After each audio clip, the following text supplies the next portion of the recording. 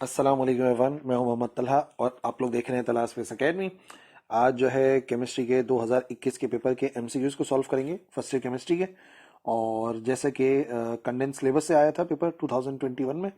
और ये जो बात हो रही है सेक्शन ए की, इसमें 43 एमसीक्यूज दिए गए थे और सारे के सारे हमें सेलेक्ट करने थे। तो स्टार्ट करते हैं without wasting any time. Question number 1, choose the correct answer for each from the given options. Number 1, the volume of 3.01 10 raised to the power 23 molecules of hydrogen gas at standard temperature and pressure will be। Volume कितना होगा? अब सारी बात यह है कि हमें क्या कैलकुलेट करना है, हमें ये कैलकुलेट करना है कि क्या होगा वॉल्यूम इतने नंबर ऑफ मॉलिक्यूल्स का, पार्टिकल्स का। तो एक बात है, एक मोल किसी भी गैस का ऑक्यूपाई करता है 22.4 डीएम क्यूब को। एक मोल का मतलब कितना? एक मोल का मतलब 6.02 10 raise to the power 23 particles. ठीक है, क्या ऑक्यूपाई करते हैं? वो ऑक्यूपाई करते हैं 22.4 डीएम क्यूब का वॉल्यूम। अब यहां पे जो वैल्यू हमें गिवन है ना, आप देखिए, वो है 3.01 10 रेज टू द पावर 23। यानी कि इसको क्या किया हुआ है? इसको जस्ट किया हुआ है हाफ। तो अगर इधर हाफ हो रहा है तो वॉल्यूम भी हाफ हो जाएगा। ये हाफ होने के बाद हो जाएगा 3.01 10 raise to the power 23 particles, और ये हो जाएगा 11.2 डीएम क्यूब। तो किसी भी चीज के, किसी भी गैस के इतने पार्टिकल जो हैं वो स्पेस ऑक्यूपाई करेंगे, यानी कि आधा मोल जो होगा वो स्पेस ऑक्यूपाई करता है 11.2 डीएम क्यूब। इस वजह से करेक्ट आंसर हो जाएगा पहला वाला 11.2 डीएम क्यूब। 602.10 हैज कितने सिग्निफिकेंट फिगर्स हैं? तो देखिए, 6 सिग्निफिकेंट है, 2 सिग्निफिकेंट है, 1 सिग्निफिकेंट है, बिकॉज 0 के अलावा तो सारे नंबर्स सिग्निफिकेंट होते हैं। वो 0 भी सिग्निफिकेंट होता है जो दो नंबरों के दरमियान में हो, इसका मतलब है ये भी सिग्निफिकेंट है। और राइट साइड पे लगा 0 तब सिग्निफिकेंट होता है जब डेसिमल मौजूद हो। तो डेसिमल मौजूद है तो ये 0 राइट साइड पर है and it is also significant. तो यहाँ पे पांचों के पांचों सिग्निफिकेंट फिगर्स हैं। So that's why correct answer होगा 5 significant figures. Question number 3, 1 mole of water contains number of hydrogen atoms. ठीक है, इस एक मोल के अंदर जो हाइड्रोजन एटम्स हैं उनकी तादाद कितनी होगी? अब आप एक बात नोट कीजिए कि जो एक मोल है वाटर का एक मोल वो कंटेन कर रहा है कितना? वो कंटेन कर रहा है 2 हाइड्रोजन। ठीक है, यानी कि H2 कंटेन कर रहा है, 2 कंटेन कर रहा है। अब एक में कितने होते हैं? एक में होते हैं 6.02। एक मोल में कितने होते हैं? एक मोल में होते हैं 6.02 10 रेज टू द पावर 23। और क्योंकि ये 2 हैं तो दिस वैल्यू मल्टीप्लाई बाय 2 जो कि आ जाएगा 1.204 10 रेज टू द पावर 24। ठीक है जी। एक वाटर के अंदर 2 हाइड्रोजन एटम्स हैं, तो 2 हाइड्रोजन एटम्स का मतलब क्या हो गया? नंबर ऑफ पार्टिकल्स कितने हो गए? मल्टीप्लाई बाय 2 करना पड़ेगा, 2 मोल हो गए हाइड्रोजन के। ठीक है जी। Question 4, the phenomenon is due to surface tension. Surface tension की वजह से कैपिलरी एक्शन होता है।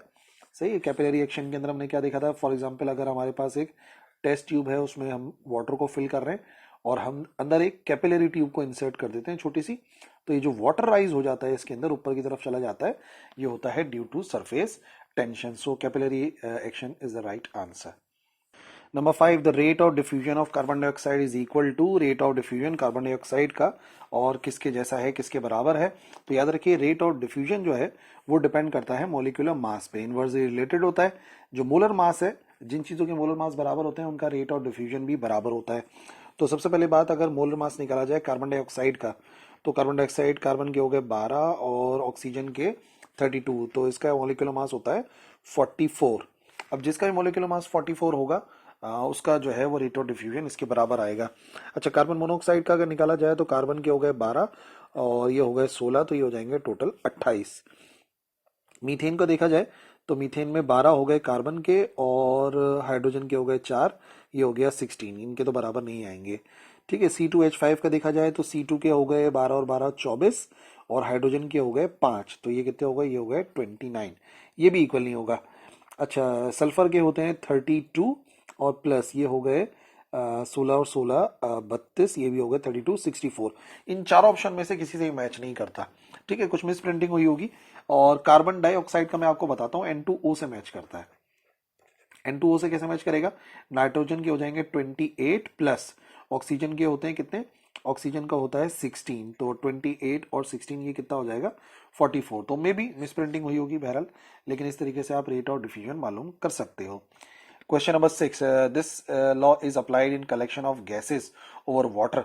पानी के ऊपर जो गैसेस जमा होती हैं उन पे कौन सा लॉ अप्लाई होता है? तो जाहिर सी बात है, बहुत सारी गैसेस हैं, वो शो करता है Dalton's law of partial pressure को।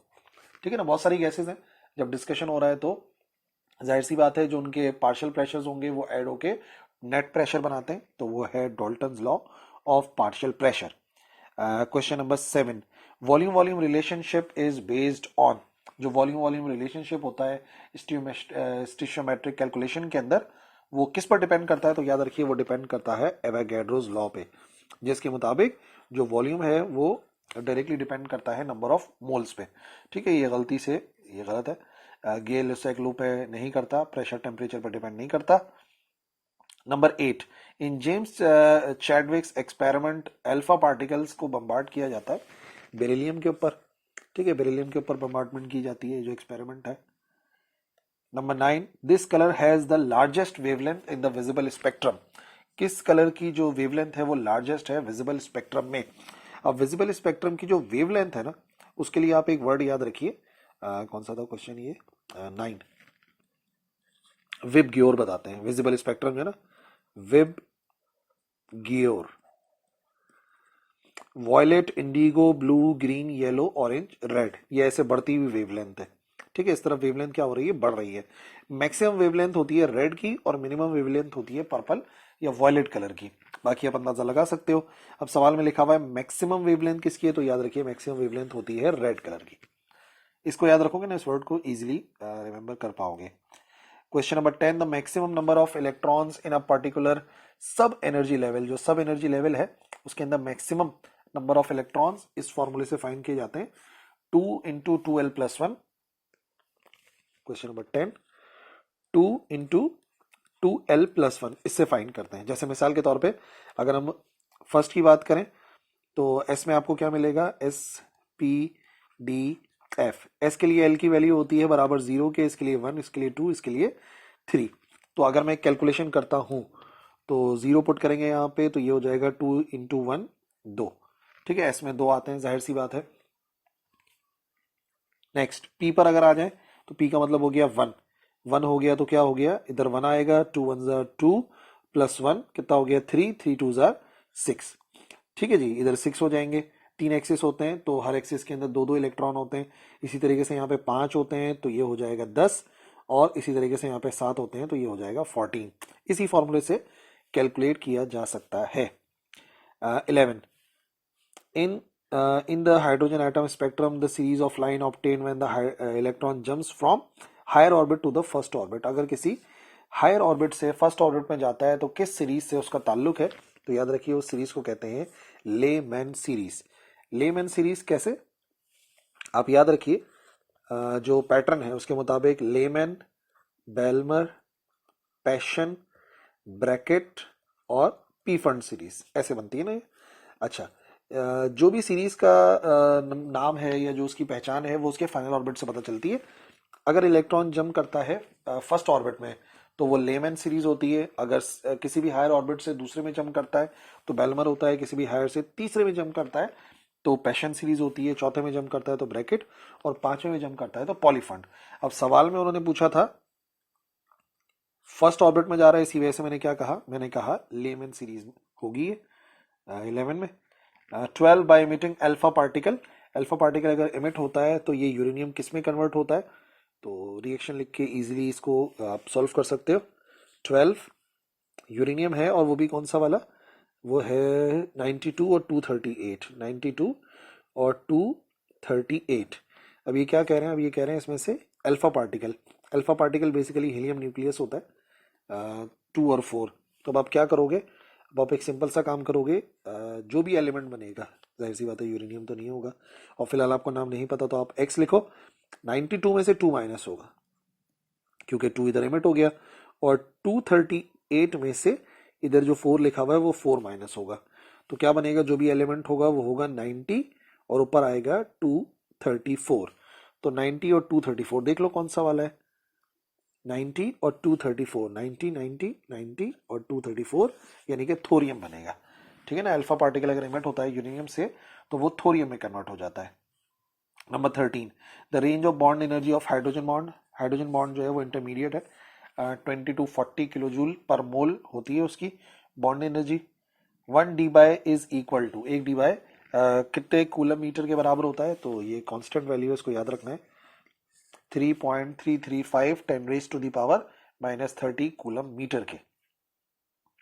Number 15, this molecule has the highest bond energy but the shortest bond line. जाहिर सी बात है, जब एनर्जी ज्यादा होती है तो बॉन्ड जो है वो करीब करीब आते हैं और शॉर्टेस्ट बॉन्ड बनता है, और वो होगा यहां पर नाइट्रोजन में।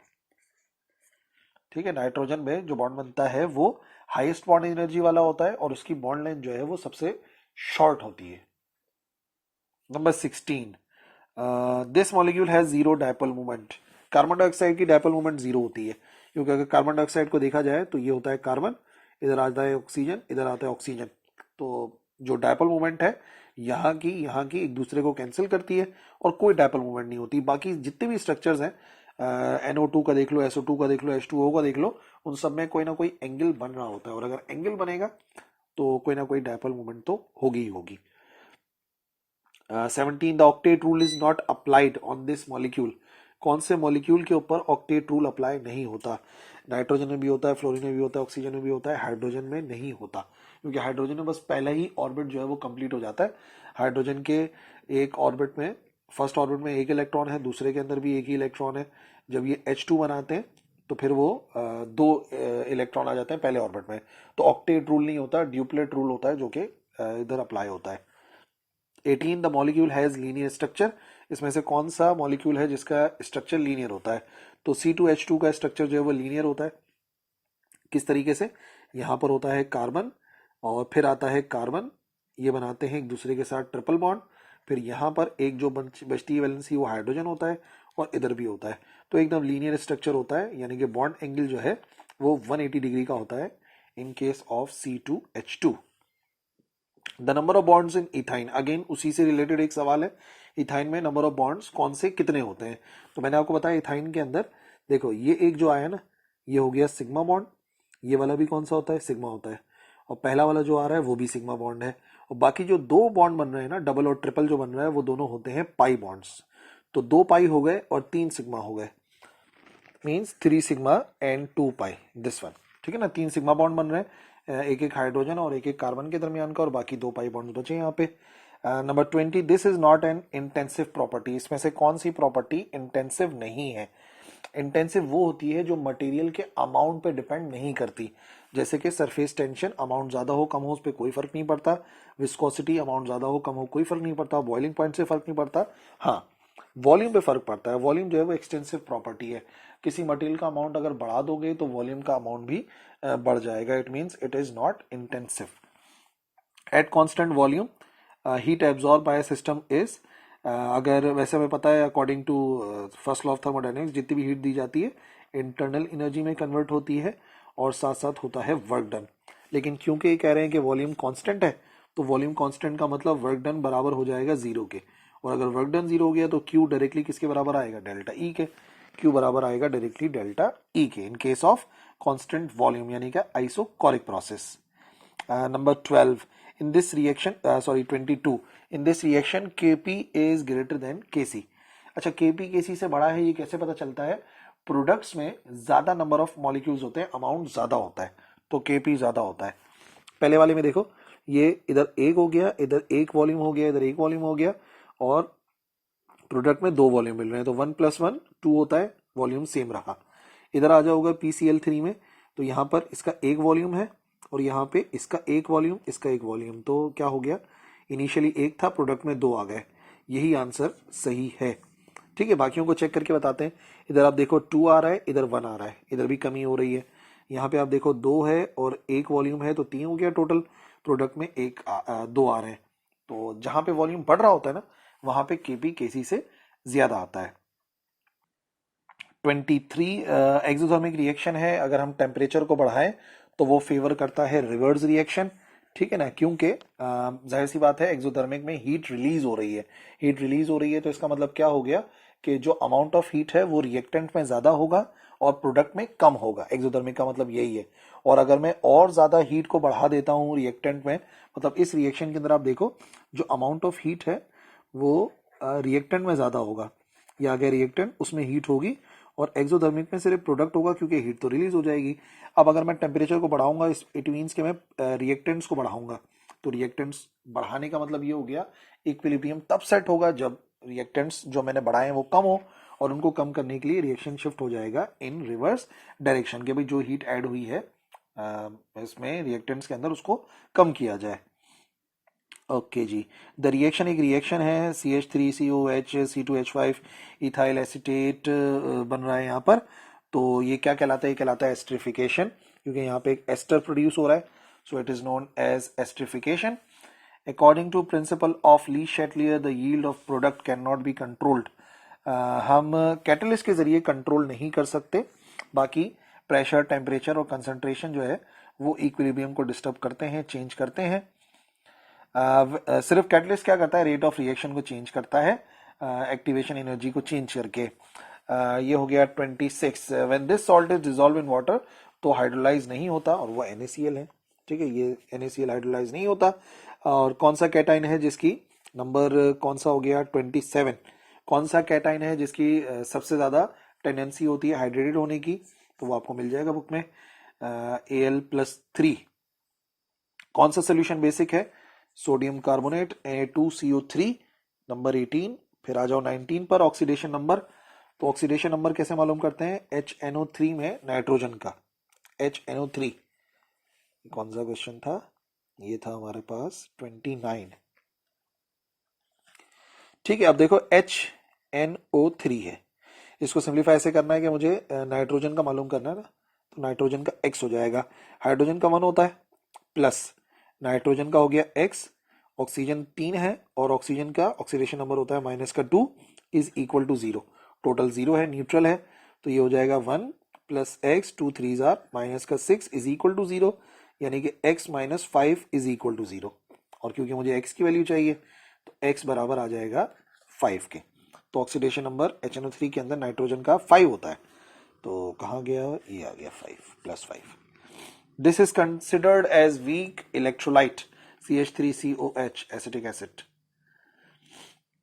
The order of photochemical reaction, photochemical reaction का कोई ऑर्डर नहीं होता, जीरो ऑर्डर होता है, क्योंकि उसको कंट्रोल करती है लाइट, वो सिर्फ लाइट पर डिपेंड करता है, जब भी उसका नाम है फोटोकेमिकल रिएक्शन। जो पाउडर्ड जिंक होता है वो ज्यादा रिएक्टिव होता है चंक ऑफ जिंक से, क्योंकि जब हम पाउडर्ड फॉर्म में लेकर आते हैं तो उसका सरफेस एरिया बढ़ जाता है, और जैसे ही सरफेस एरिया बढ़ जाता है वैसी रिएक्टिविटी भी बढ़ जाती है। नंबर 33 होना चाहिए, this compound does not contain hydrogen bond, इसमें से किस में हाइड्रोजन बॉन्ड नहीं है, मीथेन में कोई हाइड्रोजन बॉन्ड नहीं होता, सीधा सीधा कार्बन, और यहाँ पर आ गए 4 हाइड्रोजन, तो ये मीथेन में कोई भी हाइड्रोजन बॉन्ड नहीं बना हुआ होता। 34, मोटर ऑयल की ग्रेडिंग की जाती है उसकी विस्कोसिटी से, कि वो कितना गाढ़ा है कितना विस्कस है, और जाहिर सी बात है अगर जब मोटर ऑयल को चेंज करवाते हैं तो हम ये देखते हैं कि जो ऑयल निकलता है इंजन में से वो बहुत ही ज्यादा पतला हो चुका होता है, यानी कि उसकी विस्कोसिटी जो है बहुत ही कम हो चुकी होती है, तो फिर वो ऑयल को चेंज करवाया जाता है। 35, the colour of universal indicator neutral solution में ग्रीन होता है, एक टेबल है उसको याद करो, वहां पे लिखा हुआ है किसमें क्या कलर होता है। दो सॉलिड कंपाउंड्स हैं जिनका सेम क्रिस्टल होता है, क्रिस्टलाइन स्ट्रक्चर होता है, सेम को कहते हैं आइसो, तो ये आइसो इधर भी आ रहा है आइसो इधर भी आ रहा है, और क्रिस्टलाइन स्ट्रक्चर यानी कि फॉर्म को कहते हैं मॉर्फस, तो आइसोमॉर्फस वो होते हैं कंपाउंड्स जिनका क्रिस्टलाइन स्ट्रक्चर बिल्कुल सेम होता है, और आइसोटोप्स किनको कहते हैं, जिनका एटॉमिक नंबर सेम होता है और एटॉमिक मास डिफरेंट होता है। This particle having mass 1836 times that of electron, वो होता है प्रोटॉन, ठीक है जी। और फिर ये मिसप्रिंट हुआ है दिस पार्टिकल हैव, तो बहरहाल ये 1 से रिलेटेड कोई मल्टीपल चॉइस क्वेश्चन था, 760 और आंसर होना चाहिए। This one is not same in sodium की बात हो रही है, वैसे सोडियम के जो है ना 11 इलेक्ट्रॉन होते हैं, +1 का मतलब हो गया इसमें नंबर ऑफ इलेक्ट्रॉन रह गए 10। मैग्नीशियम में 12 इलेक्ट्रॉन होते हैं, +2 का मतलब हो गया रह गए 10। एल्यूमिनियम में 13 इलेक्ट्रॉन होते हैं, +3 का मतलब 3 इलेक्ट्रॉन निकल गए, रह गए 10। ये जो तीनों गिवन है ना, इनमें इलेक्ट्रॉन्स की तादाद 10-10 है, तो इसका मतलब नंबर ऑफ इलेक्ट्रॉन तो सेम होंगे। ठीक है, जब नंबर ऑफ इलेक्ट्रॉन सेम है तो नंबर ऑफ शेल भी सेम होंगे और इलेक्ट्रॉनिक कॉन्फ़िगरेशन भी सेम होगी। फर्क सिर्फ क्या है, नंबर ऑफ प्रोटॉन का, क्योंकि इसमें प्रोटॉन कितने हैं, एटॉमिक नंबर अगर 11 है तो इसमें प्रोटॉन की तादाद 11 है, इसमें प्रोटॉन 12 है और इसमें प्रोटॉन 13 है, तो प्रोटॉन की तादाद मुख्तलिफ है। The n+l value for 4f orbital, देखो n की वैल्यू तो सीधा सीधा इसको ही लिख देते हैं 4 प्लस, लेकिन f की जो वैल्यू होती है वो इस तरह होता है ना, S P D F. L की वैल्यू s के लिए 0 है, इसके लिए 1 है, इसके लिए 2 है, इसके लिए 3 है, तो f के लिए 3 यूज होगा, 4 + 3 7, तो इसका मतलब इसकी जो n+l वैल्यू है वो 7 होगी। This pair of compound has the same empirical formula. Empirical formula जो है वो रेशियोज पे डिपेंड करता है कि जो डिफरेंट मॉलिक्यूल्स हैं उनके जो रेशोज हैं वो एक जैसे हैं कि नहीं है। तो आप देखिए, कार्बन 2, इधर भी कार्बन 2 लेकिन हाइड्रोजन 4, इधर हाइड्रोजन 2, एम्पेरिकल फॉर्मूला सेम नहीं है। मीथेन में कार्बन 1 है, कार्बन 2 हो गए तो हाइड्रोजन 8 होते तो एम्पेरिकल फॉर्मूला सेम आ जाता, लेकिन 6 है तो इसका भी नहीं होगा, इसका भी नहीं होगा। अच्छा, इसका देख लें क्योंकि सही तो वही है। C2H6, 2 और 6, मतलब ये 3 गुना हो रहा है, और 2 और 6 नहीं, कुछ इधर भी कुछ मिस प्रिंटिंग है यार, बहुत ही मिस प्रिंटिंग थी ये वाले पेपर के अंदर। अच्छा, इधर देख लो, हाइड्रोजन है 1 2, कार्बन है 1 1 कार्बन है और 2 हाइड्रोजन है, और ऑक्सीजन भी कितना आ रहा है, ऑक्सीजन आ रहा है 1। ठीक है, इस लिहाज से यहाँ पे देखा जाए तो कार्बन हो गए डबल C2 और ऑक्सीजन हो गए 2 डबल हो गए, और ऑक्सीजन हाइड्रोजन कितने हो गए, हाइड्रोजन हो गए 4। तो इसका मतलब ये है कि बिल्कुल ये ट्वाइस हो गया है रेशोज के मामले में, इस वजह से इनके एम्पेरिकल फॉर्मूले इक्वल होंगे। अगर बात नहीं समझ में आई ना और लग रहा है कि बहुत जल्दी ऊपर से गुजर गई, तो वो जो लेक्चर है एम्पेरिकल फॉर्मूले वाला उसको जाके देखो, इंशाल्लाह क्लियर हो जाएगा। This molecule have 2 lone pair and 2 bond pairs, तो वाटर के अंदर ही होता है, ये 2 लोन पेयर होते हैं, 2 बॉन्ड पेयर्स होते हैं। और finally the change of concentration per unit time, उसे कहते हैं rate of reaction, chapter number 8 में मिलेगा। ठीक है जी, तो ये हो गए सारे मल्टीपल चॉइस क्वेश्चन, कुछ मिस्टेक्स भी थी लेकिन बहरहाल प्रैक्टिस करनी है तो सॉल्व तो करेंगे इनको। तो मिस प्रिंटिंग को हटा के बाकी सारी चीज़ें जो है, अगर उनमें कोई परेशानी है तो बिल्कुल पूछ सकते हो कमेंट सेक्शन में, I will reply. And that's all for this lecture. अल्लाह हाफिज़।